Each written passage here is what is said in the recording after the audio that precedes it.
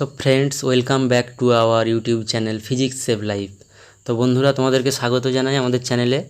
তো আগের দিন আমরা করেছিলাম কিছু থিওরি, তো আজকে আমরা কিছু বিশেষ প্রশ্নের আলোচনা করছি কার্যক্ষমতা শক্তি চ্যাপ্টারের। ফার্স্ট যে কোশ্চেনটা আছে, দেখো কি বলেছে। বলেছে পৃথিবীর ওপর সূর্যের দ্বারা বল প্রয়োগের ফলে পৃথিবী সূর্যের চতুর্দিকে ধরা যাক বৃত্তাকার পথে ঘুরছে। মানে এখানে যদি সূর্য থাকে, এটা যদি সান হয়, তাহলে পৃথিবীর একটা বৃত্তাকার পথে ঘুরছে।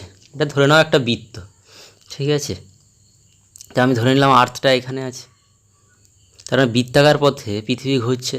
তার মানে পথে ঘুরছে যে ধরা যাক বলছে, তার কারণটা কি জানো তো? কারণ সূর্য পৃথিবীর যে কক্ষপথ সেটা বৃত্তাকার নয়, একটা উপবৃত্তাকার এই রকম। তো এখানে আমরা প্রবলেমটা করব বৃত্ত ধরেই সরি, এটা হচ্ছে আর্থ, ঠিক আছে। অ্যাকচুয়াল পৃথিবীর গতিপথটা এরকম, আমরা বৃত্তপথটাই ধরব প্রবলেম অনুযায়ী। দিয়ে কি বলছে দেখো, পৃথিবীর এই গতির জন্য সূর্য কি কোনো কাজ করছে? দেখো সূর্য কি কাজ করছে, তার মানে সূর্য পৃথিবীর মধ্যে কোন বল কাজ করছে? দেখো সান আর আর্থের মধ্যে কি বল কাজ করছে? ভেতর দিকে কি গ্র্যাভিটেশন ফোর্স কাজ করছে, কারণ দুটো বস্তু পরস্পরকে তাদের সংযোগকারী সরলরেখা বরাবর আকর্ষণ করে। তার মানে সূর্যের দ্বারা পৃথিবীকে আকর্ষণ বলটা দেখো এই তীর চিহ্নের দিকে। তার মানে এই দিকে যদি ফোর্স হয় বস্তুটা, মানে আর্থের পথটা হচ্ছে বৃত্তাকার পথ, তার মানে সে ঘুরছে, তার মানে তার সরণের অভিমুখ কোন দিকে? এই বৃত্তের স্পর্শক বরাবর, তাই তো। সরণ এবং বেগ দুটোরই অভিমুখ কিন্তু এই দিকে, স্পর্শক বরাবর। তাহলে দেখো এফ এবং এসের মধ্যে কোনটা হচ্ছে 90 ডিগ্রি।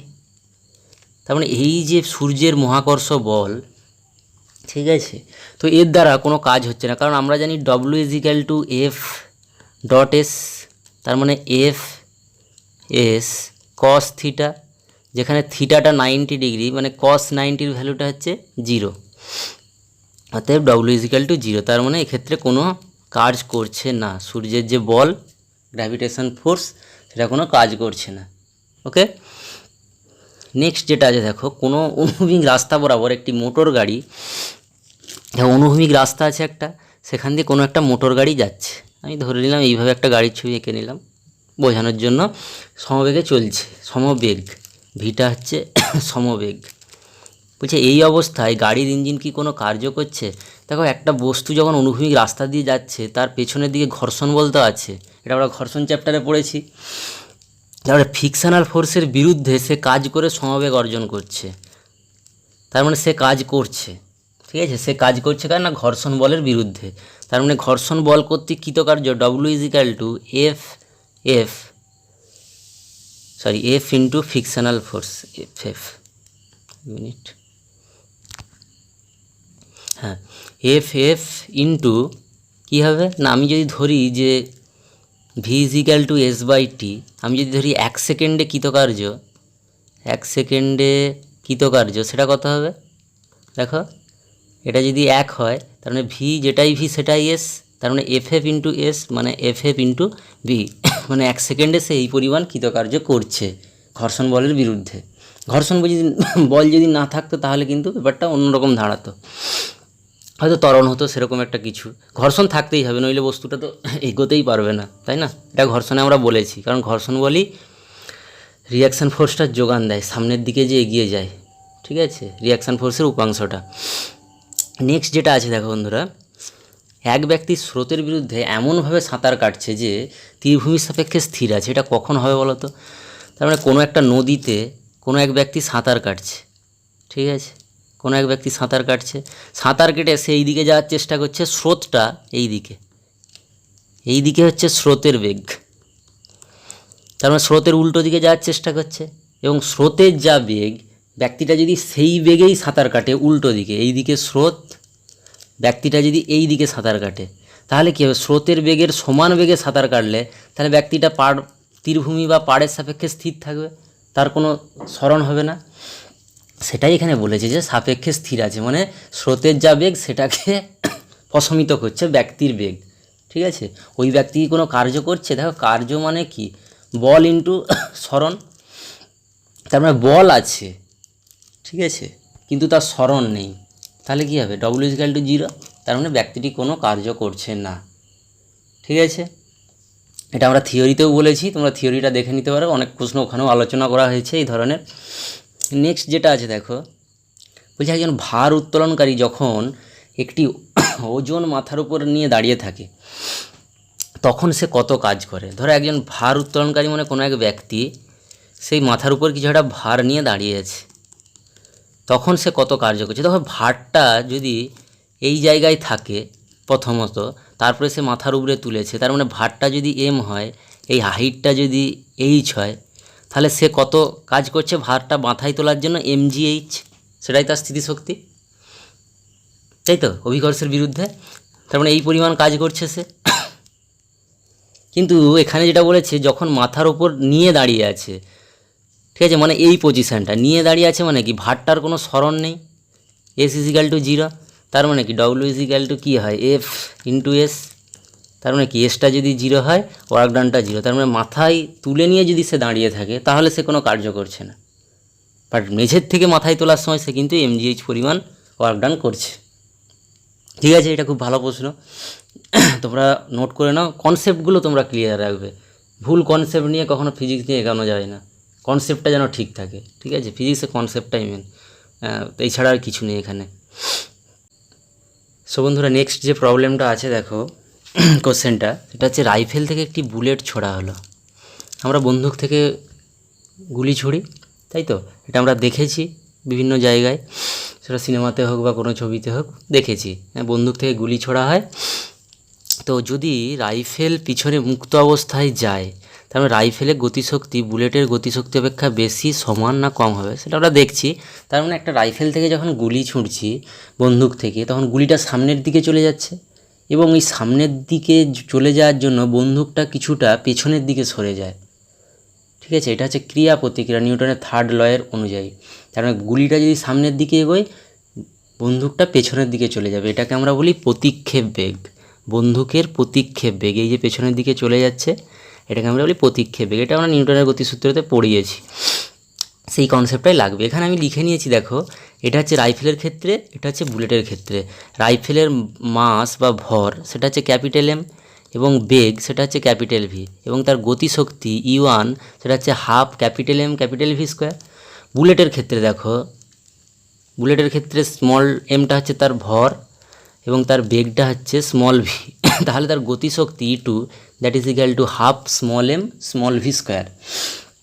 এইবার এখানে একটা জিনিস দেখো, বুলেটের ভর সবসময় বন্দুকের থেকে অনেক, উল্টোটা লেখা হয়েছে, বুলেটের ভর সবসময় কম হবে বন্দুকের ওয়েটের থেকে, বুলেটের বুলেটের ভর অনেক কম, বন্দুকেরটা অনেক বেশি, তার মানে capital M is very very greater than small m. তাহলে আমরা ভরবেগের সংরক্ষণ সূত্র থেকে কী পাচ্ছি, যখন আমরা গুলিটা ছুড়িনি মানে বন্দুকগুলি একসাথে ছিল তখন তাদের ভরবেগ শূন্য, কিন্তু যখন ছুঁড়ে দিয়েছি মানে আমরা ট্রিগারটা দাবিয়ে দিয়েছি তখন হচ্ছে এইটা হচ্ছে ভরবেগ অফ রাইফেল আর এটা হচ্ছে ভরবেগ অফ বন্দুক, তার মানে এটা প্লাস এটা ভরবেগের সংরক্ষণ সূত্র। জিরো ছিল প্রথমে যখন বন্দুক গুলি একসাথে ছিল, কিন্তু যখন গুলি এবং বন্দুক পরস্পর আলাদা হয়ে গেছে তখন তাদের ভরবেগ এটা। তারপরে এখান থেকে দেখো ক্যাপিটাল ভি আসছে minus small M small V by capital M, এখান থেকে capital V by small V আসছে minus small M by capital M. এই যে মাইনাস সাইনটা এটার মানে কী বলো তো, দেখো ভি যেই দিকে ক্যাপিটাল ভিটা তার উল্টো দিকে, তার মানে স্মল ভি যেদিকে এইদিকে যদি স্মল ভি হয় ক্যাপিটাল ভিটা তার উল্টো দিকে, আমরা এটাই দেখেছি, মানে গুলিটা যদি সামনের দিকে বেরিয়ে যায় বন্দুকটা কোন দিকে যাবে, পেছনের দিকে চলে যাবে, তাই তো, গুলি সামনের দিকে গেলে বন্দুক পেছনের দিকে যাবে, সেই জন্য এই মাইনাস সাইনটা এসেছে, এটা ওর দিকটাকে নির্দেশ করছে। নেক্সট দেখো কি করেছি না, E1 বা E2 মানে গতিশক্তির অনুপাত করেছি, দেখো গতিশক্তি half m capital V square, এখানে এইটা, আর এখানে হচ্ছে হাফ এম, এক মিনিট, হ্যাঁ এখানে হচ্ছে half m small V square, তার মানে দেখো এটাই বসিয়েছি, হাফ হাফ ক্যান্সেল আউট হয়ে যাচ্ছে, তার মানে থাকছে capital M by small M into capital V by small V, দেখো capital V square by small V square, তার মানে ক্যাপিটাল ভি বাই স্মল ভির হোল স্কোয়ার। দেখো এখান থেকে ক্যাপিটাল ভি বাই স্মল ভিটা এসেছে minus small M by capital M, just বসিয়ে দিয়েছি, দেখো minus small M by capital M তার হোল স্কোয়ার, তার মানে দেখো এটার সাথে এটা একটা ক্যান্সেল আউট হয়ে যাচ্ছে, এটার সাথে এটা একটা ক্যান্সেল আউট হয়ে যাচ্ছে, তার পড়ে থাকছে small M by capital M.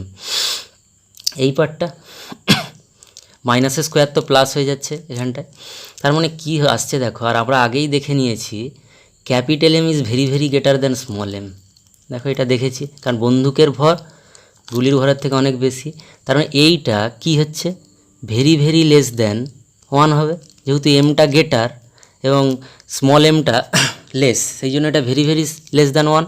Then E1 very very less than E2, তাই তো। তার মানে দেখো কার গতিশক্তি বেশি হচ্ছে, বুলেটের গতিশক্তি বেশি হচ্ছে, তাই তো।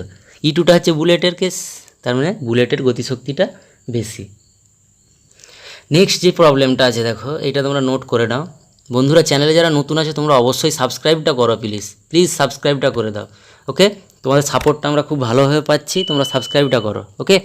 চলো নেক্সট কী কনসেপ্ট আছে দেখি। একটি লরি ও একটি মোটর গাড়ি, একই ধরনের প্রবলেম। দেখো একটা লরি আছে আর একটা মোটর গাড়ি আছে, সমান গতিশক্তি নিয়ে চলছে, মানে দুজনের গতিশক্তি সমান।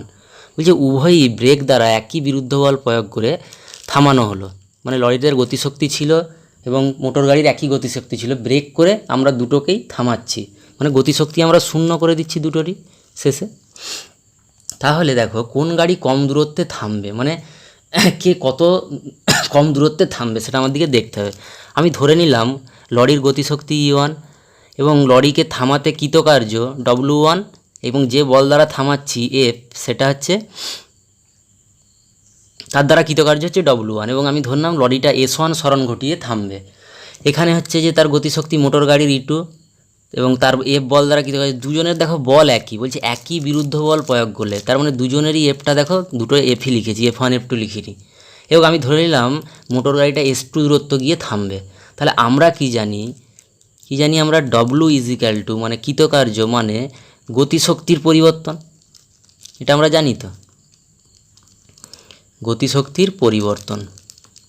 তার মানে আমি একটা বস্তুর ক্ষেত্রে ধরছি, দেখো ফার্স্ট যদি আমি লরির ক্ষেত্রে ধরি, তাহলে লরির ক্ষেত্রে গতিশক্তির পরিবর্তন কত হয়েছে না, এটা ছিল half capital M V square, এই ধরনের কিছু একটা ছিল, মানে দুটোই জিরো হয়েছে লাস্টে এবং শেষে জিরো, তার মানে তাদের বিয়োগফলটা হচ্ছে ওদের যা গতিশক্তিটা প্রাথমিক ছিল, তার মানে অ্যাকচুয়াল গতিশক্তিটা, তারপর আমরা থামিয়ে দিয়েছি। তার মানে কৃতকার্য মানে কি, তার গতিশক্তির পরিবর্তন। তারপরে দুজনের গতিশক্তি একই, তার মানে দুজনে কৃতকার্যও করবে সমান, মানে W1 ইজিক্যাল টু W2। আবার W মানে F into F1 into S1 that is equal two F2 into S2। এখানে দেখো F1 F2 দুটোরই ভ্যালু F, মানে একই বিরুদ্ধ বল প্রয়োগ করছি, তাহলে দেখো F1টাকে আমি F করে দিলাম আর F2টাকেও আমি F করে দিলাম, ঠিক আছে। তাহলে দেখো এটা যদি করে দিই তাহলে F ক্যান্সেল আউট হয়ে যাচ্ছে, তাই তো। তার মানে কী দাঁড়াচ্ছে দেখো, S1 ইজিক্যাল টু S2, তার মানে দুজনে একই দূরত্বে গিয়ে থামবে, মানে বিরুদ্ধ বল যদি একই হয়, ফোর্সটা যদি একই হয়, তাহলে তারা দুজনে একই দূরত্বে গিয়ে থামবে, S1 ইজিক্যাল টু S2, বোঝা গেল। নেক্সট কী আছে দেখো, বলছে একটি হালকা বস্তু একটি ভারী বস্তুর ভরবেগ সমান, বস্তু দুটির মধ্যে কোনটির গতিশক্তি বেশি। একই এইভাবেই করেছি, দেখো ভারী বস্তু ক্যাপিটাল M ভর, তার বেগ ক্যাপিটাল V, তার গতিশক্তি E1 মানে half M capital V square, এবং এইটা হচ্ছে যে হালকা বস্তুর ভর, তার বেগ, তার গতিশক্তি half small M V square. তার মানে হালকা বস্তু যদি স্মল m হয়, তার মানে কি capital M very very greater than small m, এটাই তো তার মানে। ভারী মানে ক্যাপিটাল Mটা অনেক গ্রেটার। তার মানে দেখো আমরা কী করেছি, ভরবেগ সমান, এটা আমাদেরকে প্রশ্নেই বলে দিয়েছে দুজনের ভরবেগ সমান, এই দেখো ভরবেগ সমান, তার মানে capital M into capital V সমান small m into small v, ভরবেগ সমান। তারপর সেখান থেকে পাচ্ছি capital V by small v that is equal to small m by capital M। এখান থেকে করেছি E1 বাই E2 মানে তাদের গতিশক্তির অনুপাত, দেখো সেম ক্যালকুলেশন আগেই করেছিলাম এরকম একটা, তো সেখান থেকে আসছে আমরা ক্যাপিটাল M বাই স্মল mটাকে রেখে দিয়েছি এবং এই capital V square by small v square তার ভ্যালুটা বোস করিয়েছি, ক্যাপিটাল V বাই স্মল ভির হোল স্কোয়ার, তাহলে সেটা হচ্ছে এখান থেকে নিয়েছি, দেখো এই পার্টটা থেকে। তাহলে small m by capital M square, দেখো একটা ক্যান্সেল আউট হয়ে যাচ্ছে, তার মানে থাকছে কি, নিচে হচ্ছে ক্যাপিটাল M, উপরে হচ্ছে স্মল m, তার মানে এই পার্টটা থাকছে। তার মানে দেখো capital M is very very greater than small m, তাই তো। তার মানে small M by capital M very very less than 1, তার মানে এটা ভেরি ভেরি লেস দ্যান 1, তার মানে কি আসছে E1 is very very less than E2। তার মানে কার গতিশক্তি বেশি হচ্ছে দেখো, দ্বিতীয় বস্তুটার গতিশক্তি কিন্তু বেশি। ঠিক আছে, তার মানে কার গতিশক্তি বেশি না হালকা বস্তুর গতিশক্তিটা বেশি ভারী বস্তুর থেকে। দেখো E2টা আমাদের হালকা বস্তু, তাই তো, আর E1টা হচ্ছে ভারী বস্তু। তার মানে দেখো দুজনের ভরবেগ যদি সমান হয় তাহলে হালকা বস্তুর গতিশক্তিটা বেশি হচ্ছে। ঠিক আছে, নেক্সট প্রবলেমটা দেখো বন্ধুরা, বলেছে একটি হালকা বস্তু এবং একটি ভারী বস্তুর গতিশক্তি সমান, তাহলে কার ভরবেগ বেশি। তাহলে দেখো ভারী বস্তুর ভরটাকে আমরা ধরে নিয়েছি ক্যাপিটাল এম, আগেরটার মতোই এটা ক্যাপিটাল ভি, এবং তার গতিশক্তি E1 is equal to half of capital M into capital V square. এবং হালকা বস্তুর ক্ষেত্রে এটা হচ্ছে স্মল এম ভর, তার স্মল বেগ ভি, মানে বেগ হচ্ছে স্মল ভি, এবং তার গতিশক্তি E2 is equal to half small M small V square. এবং ক্যাপিটাল P1 এটা হচ্ছে তার ভর বেগ, সেটা কত না ভর ইন্টু বেগ, তার মানে capital M into capital V. P2টা হচ্ছে small M into small V. তার মানে দেখো তাদের গতিশক্তি সমান বলে দিয়েছে, E1 is equal two E2। তার মানে দেখো E1 is equal two E2 করলে কী আসবে, half m capital V square that is equal to half m small V square. সেখান থেকে capital V by small v that is equal to root over small M by capital M. এটা আমাদের রয়ে গেল। এরপরে কি বলেছে, বস্তু দুটির মধ্যে কার ভরবেগ বেশি। তার মানে আমরা ভরবেগের তুলনা করব। দেখো এখানে করেছি P1 বাই P2, সেটা কত, দেখো P1 এর ভ্যালুটা হচ্ছে ক্যাপিটাল এম ক্যাপিটাল ভি, আর P2 এর ভ্যালুটা হচ্ছে স্মল এম স্মল ভি। দেখো এখানে করেছি capital M capital V by small M small v that is equal to capital M by small M into capital V by small v, এর ভ্যালুটা হচ্ছে root over of এটা, that is equal to দেখো cancel out হয়ে গেলে থাকছে root over of capital M by small m. তার মানে এখানে দেখো capital M is very very greater than m. হালকা ভারী মানে তো তাই, ভেরি ভেরি গ্রেটার দ্যান বা গ্রেটার দ্যান সেটা বললেও হয়, ভেরি গ্রেটার না বললেও গ্রেটার মোটামুটি। তার মানে কী হচ্ছে দেখো এখানটা that is equal two greater than 1, very very greater 1। তার মানে P1 very very greater P2। তার মানে দেখো P1 P2 কোনটা ধরেছি না 1টা হচ্ছে ভারী বস্তু, তার মানে এইটা হচ্ছে ভারী বস্তু আর এইটা হচ্ছে হালকা বস্তু। তার মানে ভারী বস্তুর ভরবেগ বেশি। ঠিক আছে, তার মানে ভারী বস্তুর ভরবেগ বেশি হালকা বস্তুর থেকে যদি তার গতিশক্তিটা সমান হয়। ওকে, ঠিক আছে, তার মানে ভারী বস্তুর ভরবেগ হালকা বস্তুর ভরবেগ অপেক্ষা বেশি। এটা ভেরি ভেরি লেস দ্যান করতে পারি বা ভেরি ভেরি গ্রেটার করতে পারি বা এমনি গ্রেটারও করতে পারি হালকাও। ঠিক আছে, হালকা ভারীর ক্ষেত্রে। ঠিক আছে, বলছে কোনো বস্তুর শক্তি আছে কিন্তু ভরবেগ নেই। এটা কিন্তু খুব ভালো প্রশ্ন বন্ধুরা, এই কনসেপ্ট কিন্তু বহু জায়গায় বহু ইন্টারভিউ এগুলো ধরা হয়। ঠিক আছে, এগুলো হচ্ছে কনসেপচুয়াল কোশ্চেন, প্রচুর কনসেপচুয়াল, এগুলো ইন্টারভিউতে কাজে লাগে। তোমরা যখন কোনো পরীক্ষার ইন্টারভিউ দিতে যাবে তখন এগুলো কাজে লাগে। দেখো কোনো বস্তুর শক্তি আছে কিন্তু ভরবেগ নেই, তার মানে ভরবেগ নেই মানে বেগটা 0। তার মানে এমন কোন জায়গায় দেখি যেখানে তার শক্তি আছে কিন্তু ভরবেগ নেই। কোনো একটা বস্তুকে যখন আমরা উপরের দিকে ছুঁড়ে দিচ্ছি ভূপৃষ্ঠ থেকে, তার মানে সর্বোচ্চ উচ্চতায় দেখো বস্তুটা সর্বোচ্চ উচ্চতায় উঠবে গ্র্যাভিটেশনের বিরুদ্ধে, আবার ওখান থেকে নামবে, এটা হয়তো। তার সর্বোচ্চ উচ্চতায় ওর বেগটা 0, কিন্তু সর্বোচ্চ উচ্চতায় দেখো একটু আগেই বলেছি ওর যদি এই হাইটটা h হয়, তার মানে ওখানে একটা স্থিতিশক্তি আছে যেটা mg ইন্টু h। তার মানে শক্তি আছে কিন্তু ভরবেগ নেই, বেগটা 0, তার মানে ভরবেগ নেই। কিন্তু এখানে তারপরে বলেছে দেখো ভরবেগ আছে কিন্তু শক্তি নেই। ভরবেগ আছে মানে mvটা কিছু একটা আছে, তার মানে ভি কিছু একটা আছে, তার মানে ভি এর একটা মান আছে নির্দিষ্ট। তার মানে ভি যদি থাকে তাহলে হাফ এম ভি স্কোয়ারও থাকবে, কিছু একটা ভ্যালু থাকবে, তো সেটা যাই হোক কিছু একটা ভ্যালু আছে, তার মানে তার শক্তি আছেই। তার মানে ভরবেগ যদি থাকে তার শক্তি থাকবেই। ঠিক আছে, তার মানে গতিশক্তি থাকছেই, তার মানে তার শক্তি থাকছে। ঠিক আছে, তো বন্ধুরা নেক্সট যে প্রবলেমটা আছে দেখো, বলেছে একজন লোক একটি বালতি জল হাতে, মানে এক বালতি জল হাতে নিয়ে একটি লিফটে করে উপরে উঠছে। ব্যাপারটা কীরকম, ধরো একটা লিফট আছে, সেখানে একজন ব্যক্তি তার হাতে একটা জলের বালতি আছে সাপোজ। ঠিক আছে, তো জল আছে। তো লিফটটা উপর দিকে উঠছে, লিফটটা উপরের দিকে উঠছে, তাহলে বলছে লোকটি জলের বালতির ওপর কোনো কার্য করছে কি না। তার মানে লোকটির সাপেক্ষে দেখো জলের বালতির কোনো স্মরণ নেই, লোকটি যেভাবে ধরে আছে সেইভাবেই আছে। তার মানে ব্যক্তির সাপেক্ষে জলের বালতির কিন্তু কোনো স্মরণ নেই। তার মানে এস ইজ ইকাল টু 0। তার মানে W is equal to F into S, that is equal two 0। ঠিক আছে, তার মানে লোকটি জলের বালতির উপর কোনো কার্য করছে না। এটা হলো ফার্স্ট কোশ্চেনটা। সেকেন্ড কোশ্চেনটা কী বলেছে, জলের বালতির শক্তি অপরিবর্তিত থাকবে কি না লেখো। দেখো লিফটটা যখন ওপরের দিকে উঠছে তার মানে সে কিছুটা দূরত্ব ট্রাভেল করছে বা কিছুটা দূরত্ব সে যাচ্ছে অভিকর্ষের বিপরীত দিকে, যেহেতু অভিকর্ষ নিচের দিকে জি, সে উপরের দিকে যাচ্ছে। তার মানে কী হচ্ছে দেখো, তার মধ্যে একটা স্থিতিশক্তি সঞ্চিত হচ্ছে এমজি ইন্টু সে যতটা দৈর্ঘ্য উঠছে। তার মানে তার শক্তি পরিবর্তিত হচ্ছে, তার শক্তি অপরিবর্তিত থাকছে না।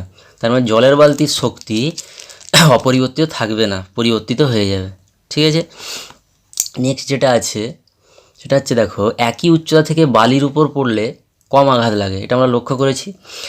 কিন্তু শক্ত মেঝেতে পড়লে বেশি আঘাত লাগে, ওটা কেন হয়? তো দেখো বালির ওপর আমরা যখন কোনো উচ্চতা থেকে, সাপোজ ধরো এইচ উচ্চতা থেকে আমরা কোনো বস্তুর উপর পড়ছি, কোনো মাটির উপর থেকে এইচ উচ্চতা থেকে আমরা নামছি, নামার পরে কী হবে দেখো, এই যে ভূপৃষ্ঠ এখানে দেখবে কিছুটা গর্ত হয়ে যায়, বালির উপর পড়ে দেখবে কিছুটা গর্ত হয়ে যায়। তার মানে বস্তুটার ভূপৃষ্ঠে তার যে বেগ ভি ইজ ইকুয়াল টু, সেটা কিন্তু 0 হয় না, কিছুটা নেমে গিয়ে ধরি এক্সরণ হয়ে তার গতিবেগটা 0 হয়, মানে সে বস্তুটা থামে। সেটা যদি আমি হই তো আমি, কোনো বস্তু হয়তো বস্তু। তো এরপরে কি হচ্ছে দেখো, বস্তুটা যে নিচের দিকে নামছে ভূপৃষ্ঠর থেকে, তার মানে তার নিচের দিকে কি আছে, এমজি, এবং ওপর দিকে কি হচ্ছে, রিয়াকশান ফোর্স। তার মানে দেখো বস্তুর এই রিয়াকশান ফোর্সটা যত বেশি হবে, বস্তুর ভরবেগের পরিবর্তনের হার তত বেশি হবে। এবং এই আটটা কার ক্ষেত্রে বেশি, শক্ত মেঝে হলে তার আটটা অনেক বেশি। তাহলে বস্তুর যে ভরবেগের পরিবর্তন সেটা অনেক দ্রুত হবে। ঠিক আছে, ভরবেগের পরিবর্তনটা দ্রুত হবে। কিন্তু যদি বালি হয় বা কাদা টাইপ কিছু হয়, তাহলে কি হবে না, সেখানে এই আটটা পর্যাপ্ত নেই, মানে আটটা শক্ত মেঝের থেকে কম। তার মানে তার ভরবেগের পরিবর্তনটা ধীরে ধীরে হবে, একটু সময় লাগবে। তার মানে দেখো আমরা ধরে নিয়েছি এই দিকে ফোর্সটা দেখো আর মাইনাস এমজি, ওপরের দিকে আর নিচে এমজি, তার মানে আর মাইনাস এমজি। তার মানে এইটা যদি বল হয় তাহলে আর মাইনাস এমজি ইন্টু এক্স, মানে এই পরিমাণ সরণ। এটা হতে গেলে কি হবে না, এটা হতে গেলে হচ্ছে যে তার স্থিতিশক্তি যেটা এমজিএইচ, মানে এইচ হাইট থেকে নামছে, তার মানে এমজিএইচ হচ্ছে তার স্থিতিশক্তি। এই এমজিএইচ স্থিতিশক্তিটা তার ওই রিয়াকশান ফোর্সটা সরবরাহ করবে, তার জন্য যে কৃতকার্য, মানে এক্স দূরত্ব যে নামছে তার জন্য যে কৃতকার্য হবে সেটাই এমজিএইচ। তার মানে আর X is equal to MG X plus H, আর ইজিক্যাল টু এমজি, আমরা যদি এক্স দিয়ে ডিভাইড বাই করি তার মানে X plus H by X, তার আর ইজিক্যাল টু এমজি, এখানে দেখো এক্স বাই এক্স মানে 1 প্লাস এইচ বাই এক্স। তার মানে এক্সটা শক্ত মেঝের ক্ষেত্রে কম, মানে নিচের দিকে যে দূরত্বটা নামছে, কিন্তু কাদার ক্ষেত্রে বা বালির ক্ষেত্রে সেটা কি হচ্ছে, এক্সটা হচ্ছে বেশি। তার মানে দেখো এক্সটা যার বেশি তার এইচ বাই এক্সটা কম, তার মানে আটটা কম, তার মানে প্রতিক্রিয়া বলটা কম। তার মানে বালির ক্ষেত্রে প্রতিক্রিয়া বলটা কম, সেই জন্য ভরবেগের পরিবর্তনটা ধীরে ধীরে হয়, সেই জন্য আঘাত কম লাগে। কিন্তু শক্ত মেঝের এক্সটা কম, তার মানে অপেক্ষাকৃত এক্সটা যদি কম হয় তার মানে এইচ বাই এক্স এই রেশিওটা কিছুটা বড়, তার মানে কি আটটা বেশি, তার মানে কি প্রতিক্রিয়া বলটা উপরের দিকে বেশি, সেই জন্য কিন্তু আঘাতটা বেশি লাগে। ঠিক আছে, নেক্সট দেখো কি প্রবলেমটা আছে, বলছে কোনো বস্তুকে কত দ্রুত উপরে তোলা হলো তার উপর কি কৃতকার্য নির্ভর করে। দেখো কৃতকার্যের যে রাশিমালা আছে, কোনো বস্তুকে ওপরে তোলার ক্ষেত্রে কৃতকার্য কি না, সেটা গ্র্যাভিটেশনের উল্টো দিকে উঠছে। তারপরে কৃতকার্য মানে বস্তুর ওজন হচ্ছে নিচের দিকে এমজি, এবং বস্তুরা যতটা উচ্চতা উঠছে আমরা এমজিএইচ লিখি হাইটের জন্য। তো কৃতকার্য ইকুয়াল টু বস্তুর ওজন ইন্টু উচ্চতা। তার মানে এখানে দেখো কোনো জায়গাতেই কিন্তু নেই, টাইমের ব্যাপার নেই, টাইমের উপর কিন্তু এটা নির্ভর করে না। তাই কত দ্রুত আমরা উপরে তুলছি বা কত ধীরে উপরে তুলছি তার উপর কিন্তু কৃতকার্য নির্ভর করবে না। ঠিক আছে, নেক্সট প্রবলেম দেখো, বলছে চলন্ত ট্রেনের কামরার ভিতর একটি বালক একটি বল ছুঁড়ল, যে বলটির গতিশক্তি কি ট্রেনের গতিবেগের উপর নির্ভর করবে। ধরো একটা ট্রেন যাচ্ছে, সেখানে একটা বালক একটা বল ছুঁড়ে দিচ্ছে, তার মানে একটা বল ছুঁড়ে দিচ্ছে, তারপর ট্রেনটা যদি সমবেগে যায়, ভিটা যদি সমবেগ হয় তাহলে কি হবে দেখো, তার মানে যে মুহূর্তে ছুটছে ছুঁড়োর মুহূর্তের আগে তার গতিবেগটা হচ্ছে ওই সমবেগ, এবং ছুঁড়ে দেওয়ার পরেও ওই বেগটা একই থাকছে। তার মানে ছোঁড়ার আগে কি তার হাতে ছিল স্থির, তার মানে ট্রেনটা যে বেগে যাচ্ছে বলটারও বেগ তাই, ব্যক্তিটারও বেগ তাই। ছুঁড়ে দেওয়ার পর কি হচ্ছে না, সেই ভি সমবেগেই যাচ্ছে, তাহলে তার গতিশক্তির কিন্তু কোনো পরিবর্তন হবে না, মানে ট্রেনের গতিবেগের ওপর তার গতিশক্তি নির্ভর করবে না। কিন্তু যখন ট্রেনটা ত্বরণ নিয়ে যাবে, ত্বরণ নিয়ে যখন যাবে ছোঁড়ার আগের মুহূর্তে দেখো বলটার গতিশক্তি কিছু নেই, মানে বলটার আপেক্ষিক বেগ শূন্য, বলটার আপেক্ষিক বেগ তো শূন্য ছোঁড়ার আগে, মানে কিছুই নেই আপেক্ষিক বেগ। কিন্তু ছোঁড়ার পরে কি আছে, একটা ত্বরণ আছে ট্রেনটার, সেই ত্বরণের জন্য কি হবে তার গতিশক্তি চেঞ্জ হবে, এবং ওই ব্যক্তিটা বলটাকে যে বেগে সামনের দিকে ছুঁড়ে দিচ্ছে তার উপর কিন্তু নির্ভর করবে, ঠিক আছে। কিন্তু ফার্স্ট কেসে দেখো, ফার্স্ট কেসে যেহেতু সমবেগ, সমবেগের ক্ষেত্রে কি হবে না, গতিবেগের উপর, ট্রেনের গতিবেগের উপর কিন্তু নির্ভর করে না, ঠিক আছে, বলটির গতিশক্তি। কিন্তু যে বেগে বালকটি ছুঁড়ল তার উপর নির্ভর করবে, কারণ বালক কত বেগে ছুঁড়ছে তার উপর নির্ভর অবশ্যই করবে সবসময়ই, কিন্তু ট্রেনের বেগের উপর সমবেগ যদি হয় তাহলে তার উপর নির্ভর করবে না। কিন্তু যদি ট্রেনটা ত্বরণ নিয়ে যায় তাহলে কি হবে না, বালক যে বেগে ছুঁড়ে দিল তার উপর তো নির্ভর করবেই, উপরন্তু ট্রেনের ত্বরণের উপরও নির্ভর করবে, ঠিক আছে। নেক্সট যেটা আছে দেখো, বলছে একই উচ্চতায় উঠতে একটি খাড়া সিঁড়ি ব্যবহার করলে কষ্ট কম হয় কেন। একই উচ্চতায় উঠতে একটি খাড়া সিঁড়ি ব্যবহার করলে, সরি এখানে ভুল একটু লেখা আছে, খাড়া সিঁড়ি ব্যবহার করলে কষ্ট বেশি হয় কেন।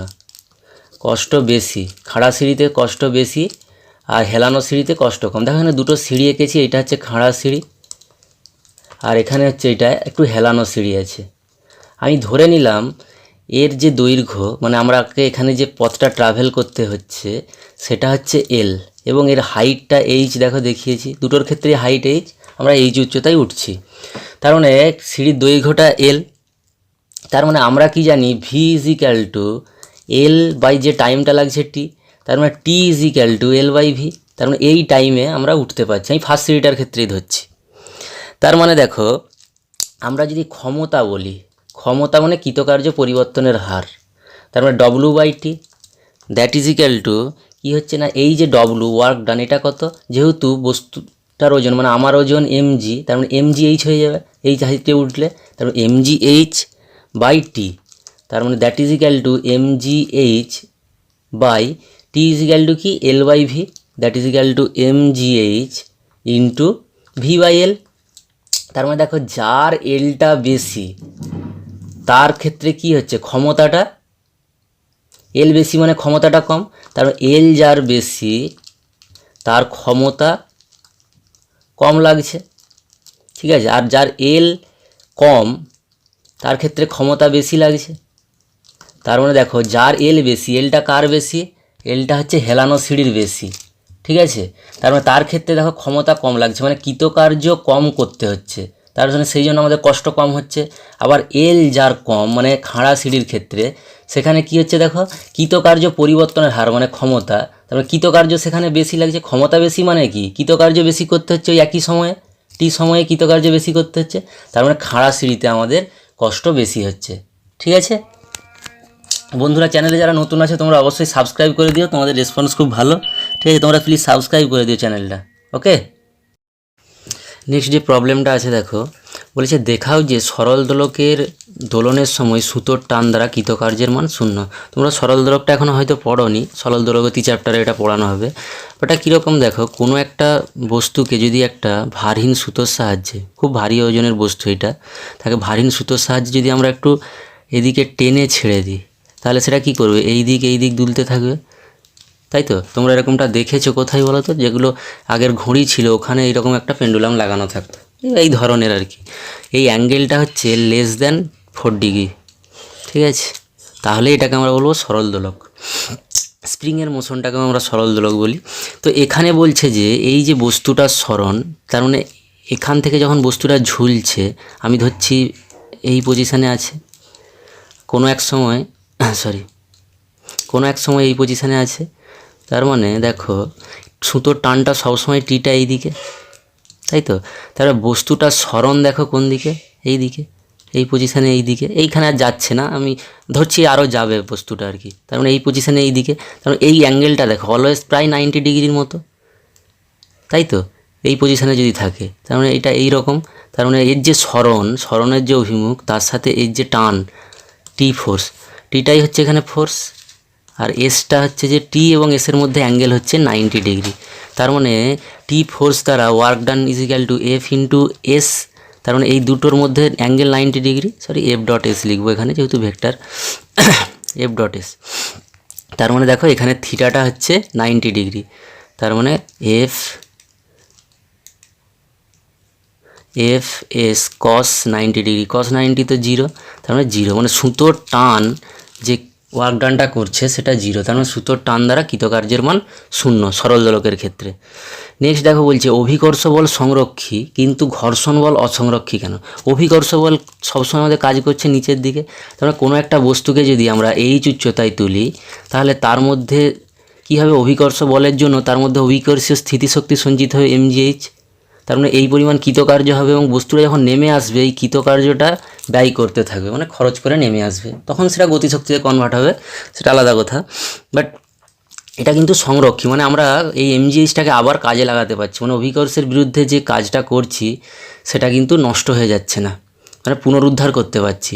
অসংরক্ষী বল কাকে বলে, মানে যে কাজকে আমরা পুনরুদ্ধার করতে পারি, মানে যে বলের বিরুদ্ধে কাজ করলে আমরা কৃতকার্যটাকে পুনরুদ্ধার করতে পারি না তাকে অসংরক্ষী বল বলে। তেমন ঘর্ষণ দেখো, কোনো বস্তুকে যদি আমরা এই দিকে টানি তারপরে পেছন দিকে ঘর্ষণ বল কাজ করে, তার বস্তুটাকে এক মুহূর্তে আমি ট্রেনে এখানে নিয়ে এলাম, তার মানে বস্তুটাকে ঘর্ষণ বলের বিরুদ্ধে যে টেনে নিয়ে এলাম তার জন্য তো কার্য করলাম, কিন্তু সেই কার্যটা দেখো আর পুনরুদ্ধার করা যাবে না। আবার যদি বস্তুটাকে আমি এই পজিশানে আনতে চাই তাহলে আমাকে এই দিকে ফোর্স দিতে হবে পি, তখন আবার পেছনের দিকে ঘর্ষণ বল কাজ করবে, তাহলে আমাকে ডবল কৃতকার্য করতে হচ্ছে ঘর্ষণের বিরুদ্ধে, ঘর্ষণ বলের বিরুদ্ধে ডবল কৃতকার্য করতে হচ্ছে, তাহলে আমরা কিন্তু এটা ফিরে পাচ্ছি না, এই জন্য হচ্ছে ঘর্ষণ অসংরক্ষী বল। ওকে, চলো নেক্সট প্রবলেম দেখি। বলছে গতিশক্তি কি ঋণাত্মক হতে পারে। দেখো গতিশক্তির রাশিমালাটা আমরা লক্ষ্য করবো প্রথমে, E is equal to half M V square, তাই তো। তারপরে ভি নেগেটিভ হতে পারে, ভি ঋণাত্মক হতে পারে, কারণ কি বলো তো, আমরা যদি পজিটিভ ডিরেকশানে ভিটাকে পজিটিভ ধরি তাহলে কি নেগেটিভ ডিরেকশান হলে মাইনাস ভি ধরবো, অবশ্যই করা যায় যেহেতু এটা ভেক্টর রাশি। কিন্তু ভি স্কোয়ার যদি করে ফেলি, এটাকে অ্যাকচুয়ালি এইভাবে লেখা হয় হাফ এম, আমি বলেও ছিলাম থিওরিতে ভি ডট ভি, ঠিক আছে। কারণ সেটা যখন আমরা করতে যাবো বা ভি স্কোয়ার করবো, কোনো নেগেটিভ রাশি স্কোয়ার মানে কি, সেটা পজিটিভ হয়ে যাবে, তার মানে গতিশক্তি কখনোই ঋণাত্মক হবে না। ভি যদিও ঋণাত্মক হয় তাও গতিশক্তি কিন্তু ধনাত্মক রাশি। ওকে, নেক্সট দেখো কি বলেছে। বলছে একটি বস্তুর ভরবেগ 100% বাড়ানো হলে তার গতিশক্তি শতকরা কত বাড়বে। তার মানে ভরবেগ 100% বাড়াচ্ছি, তার মানে দেখো ফার্স্ট টাইম আমি ধরে নিয়েছি বস্তুটার ভর এম এবং তার বেগ হচ্ছে স্মল ভি, ঠিক আছে এটা। তার মানে তার ভরবেগ p1 is equal to small M into small V, তার গতিশক্তি e1 that is equal to half M V square. সেটাকে যদি আমরা সাজাই, আমরা এটা থিওরিতে করেছি যে গতিশক্তি এবং ভরবেগের সম্পর্ক, সেটা হয় p1 স্কোয়ার বাই 2m, উপর নিচে একটা m দিয়ে মাল্টিপ্লাই করলে এটা আসে। তারপরে বলেছি আমরা 100% বাড়াচ্ছি গতিশক্তিটাকে, দেখো তাহলে ভরবেগটাকে 100% বাড়াচ্ছি, তার মানে ভরবেগ যদি 100% বাড়ায় তার মানে এখন P2 সেটা কত না P1 প্লাস P1 ইন্টু 100% মানে 100/100, তার মানে এটা দেখো ক্যান্সেল আউট হয়ে যাচ্ছে, টোটালটা হচ্ছে P1 প্লাস P1 মানে 2P1, তার মানে এখনের ভরবেগ হচ্ছে 2P1, P1 মানে MV, সেটা জাস্ট বসিয়ে দিয়েছি। এবার দেখো আমরা ওখানে E2টা ক্যালকুলেট করেছি, E2 is equal to P2 square by 2m, এটার মতো। তার মানে দেখো P2র ভ্যালুটা বসিয়ে দিয়েছি এখান থেকে নিয়ে 2mv স্কোয়ার বাই 2m, তার মানে 4m square v square by 2m, cancel out করলে আসছে 2m ভি স্কোয়ার। তারপরে গতিশক্তির শতকরা বৃদ্ধি যখন আমরা করি তার মানে তার বৃদ্ধি মানে কি, E2 মাইনাস প্রাথমিক যা ছিল বাই তার প্রাথমিক ভ্যালু ইন্টু 100%, এটাই হচ্ছে তার শতকরা বৃদ্ধি। কোনো জিনিসের শতকরা বৃদ্ধি মানে এটাই বোঝায়, তার বৃদ্ধিটা বাই প্রাথমিক ভ্যালু ইন্টু 100%, সেটাই করেছি।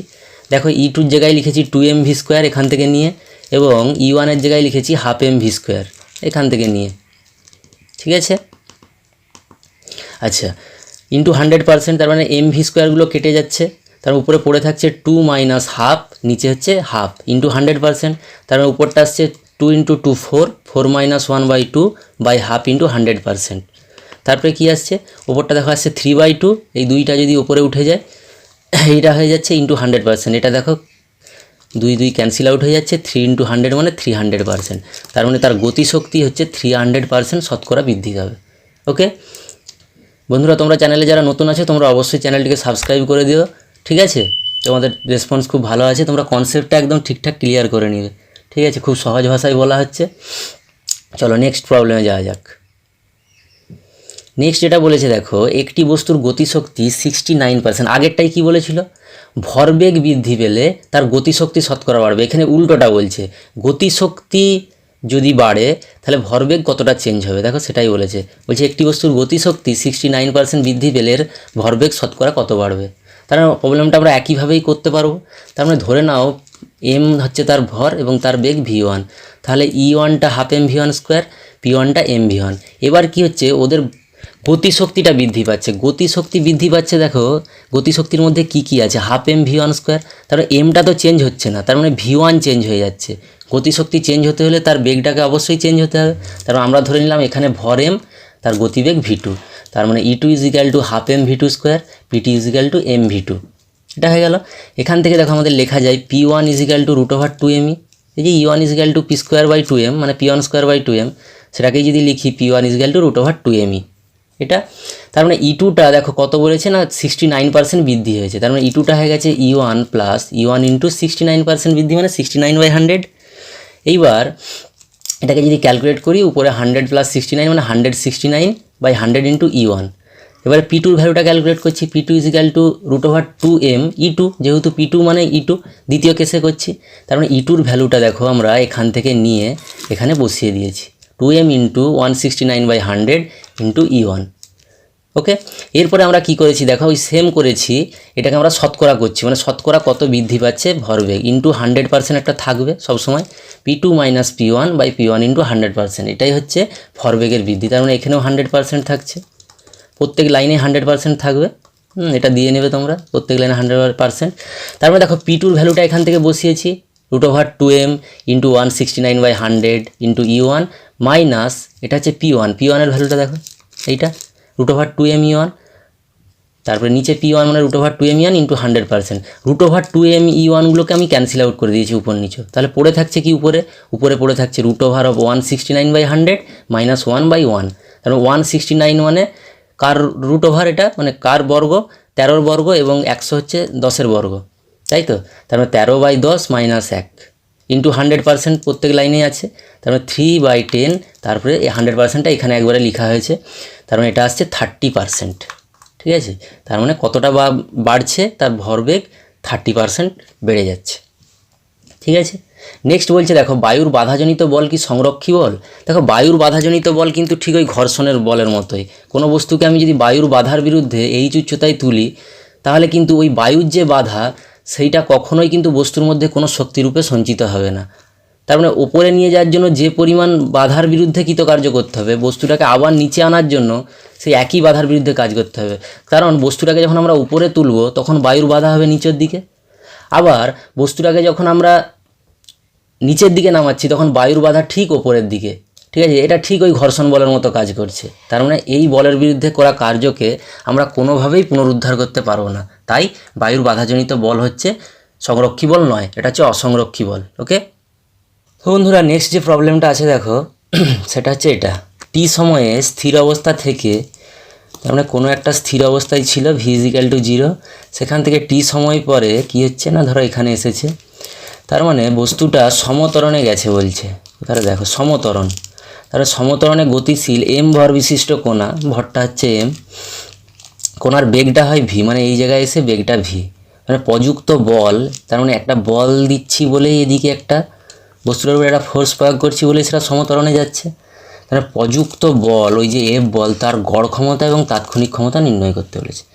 দেখো আমরা জানি ওয়ার্ক ডান মানে গতিশক্তির পরিবর্তন, এখানে যেহেতু প্রথমে গতিশক্তিটা 0 ছিল, তার মানে যেটাই গতিশক্তি চেঞ্জ হয়েছে মানে টি সময় যে গতিশক্তি অর্জন করেছে সেটাই তার work done, that is equal to half M V square. তার মানে গড় ক্ষমতা হচ্ছে, ক্ষমতা মানে কি, তার কৃতকার্য বাই সময়, তার মানে হাফ এম ভি স্কোয়ার হচ্ছে তার ওয়ার্ক ডান বাই তার টাইম, মানে যে টাইম ধরে সে ওই ওয়ার্ক ডানটা করেছে।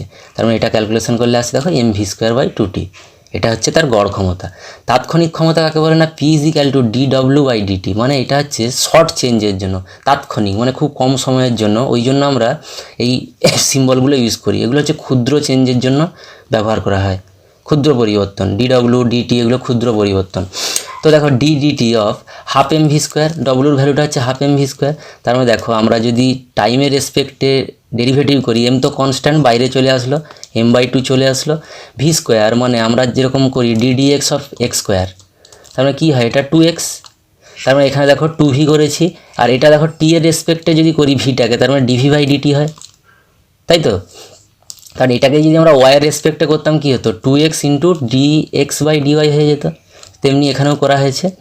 এরপরে দেখো কি করেছি, এম ভি টু কেটে যাচ্ছে, মানে পড়ে থাকছে m v dv by dt, আমাদেরকে সমত্বরণ বলেছে, তাই তো। তার মানে ডিভি বাই ডিটি যেটা ত্বরণ সেটা ধ্রুবক, কোনো একটা কনস্ট্যান্ট ত্বরণে যাচ্ছে, তার মানে সেটা সমানই ভি বাই টি। কীভাবে হচ্ছে দেখো, আমরা যদি ইন্টিগ্রেশন করি, তোমরা ইন্টিগ্রেশনটা হয়তো 12-এ আছে তোমাদের, বা জানি না, আছে মোটামুটি ম্যাথে। ইন্টিগ্রেশন করলে কি হবে দেখো, ডিভি কোনাকুনি যদি গুণ করি, dv is equal to F dt, এটাকে যদি ইন্টিগ্রেট করে দিই, 0 টু ভিতে চেঞ্জ হয়েছে ভিটা, আর টাইমটা 0 থেকে টিতে পরিবর্তন হয়েছে, তাহলে এটা হয় V is equal to F into T. তার মানে যেটাই ডিভি বাই ডিটি সেটাই হচ্ছে ভি বাই টি। কারণ দেখো ধ্রুবক মানে প্রতি একক সময়ে কী করছে, তার বেগের বৃদ্ধির হার একই, তার মানে ভি বাই টি হয়ে যাচ্ছে ডিভি বাই ডিটিটা, ঠিক আছে। তার মানে দেখো এম ভি বসিয়েছি, ডিভি বাই ডিটিটা হচ্ছে ভি বাই টি, তার মানে M V square by T, তার মানে এই ভ্যালুটা চলে আসছে।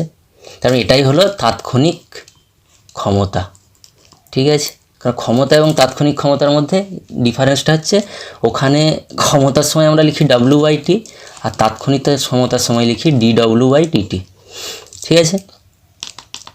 নেক্সট দেখো বন্ধুরা, বাইরে থেকে বল প্রয়োগ না করে কোনো বস্তুর গতিশক্তি কি বাড়ানো যায়? দেখো বাইরে থেকে বল প্রয়োগ না করে বস্তুর গতিশক্তি বাড়ানো যায় কীভাবে, দেখো ধরো কোনো বস্তুতে স্থিতিশক্তি সঞ্চিত আছে, মানে কোনো একটা বস্তুকে যখন আমরা এইচ হাইটে রেখেছি ভূপৃষ্ঠ থেকে, তাতে কোনো বল প্রয়োগ করছি না, জাস্ট আমরা ছাদে চলে গেছি, ওখান থেকে একটা পাথরকে জাস্ট ছেড়ে দিচ্ছি, মানে ওর উপরে কোনো বলই প্রয়োগ করছি না, হাত থেকে জাস্ট ছেড়ে দিচ্ছি, তাহলে কী হবে, তার মধ্যে স্থিতিশক্তি সঞ্চিত ছিল এমজিএইচ, সেটাই তো গতিশক্তিতে কনভার্ট হবে, মানে ও বেগ নিয়ে নিচের দিকে নেমে আসবে অভিকর্ষের অধীনে, তাই তো। তার মানে হতে পারে বাইরে থেকে বল না প্রয়োগ করেও গতিশক্তি বাড়ানো যায়, বা অন্য কোনো আভ্যন্তরীণ কারণে ভেতরের কোনো রিয়াকশান হয়ে গেল, তখন কী হবে, বস্তুর মধ্যে রিয়াকশান হয়ে গেলে তার গতিশক্তি বেড়ে যেতে পারে, হতেই পারে গতিশক্তি বাড়তে পারে, চারদিকে ছড়িয়ে যেতে পারে, বা ভেতর কোনো একটা বোম সেটা হচ্ছে ব্লাস্ট করছে, তার মানে ভেতরের কোনো কারণে রিয়াকশানের জন্য ব্লাস্ট করছে, তার মানে ব্লাস্ট করে কী, এই বোমটা ব্লাস্ট করে হয়তো দুটো টুকরো হয়ে চলে গেল দুদিকে, তার মানে কী হলো, তাদের গতিশক্তি আসলো তো,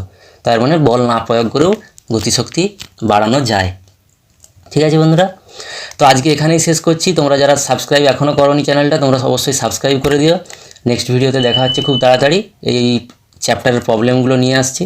তো ততক্ষণ সব ভালো থেকো, সুস্থ থেকো, ওকে, টাটা।